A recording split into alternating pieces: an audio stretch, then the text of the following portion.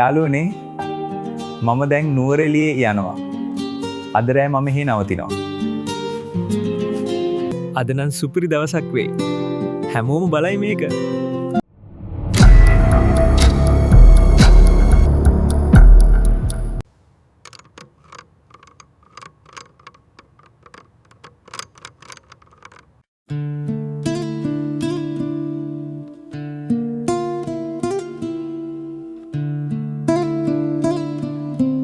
සෙවනැල්ල ඔබ ළඟයි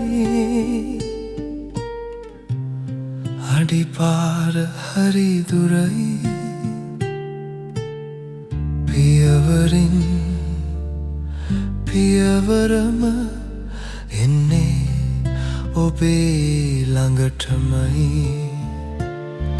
මේ ජීවිත ගමනේ තිරයක සිරවී මුවා වෙලා සිනාසිසි ඔබව හඩවලා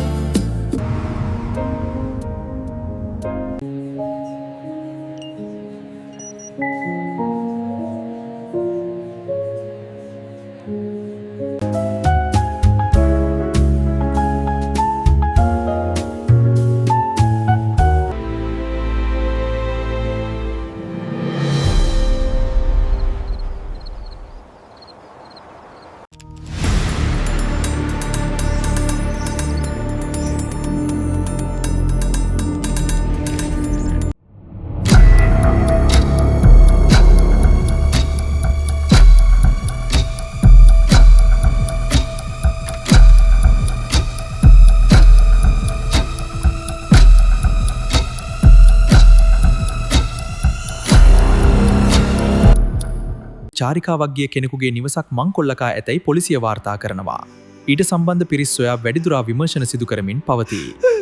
දැනට කළ විමර්ශන තුලින් සොයාගෙන ඇත්තේ සමාජ මාධ්‍ය තුලින් නිවසේ කිසිවෙකු නැති බව මංකොල්ලකරුවන් විසින් නිරීක්ෂණය කොට නිවසට ඇතුළු වී ඇති බව. ඔබේ ඩිජිටල් අඩිපාර ඔබව කොතැනකට ගෙන යයිද?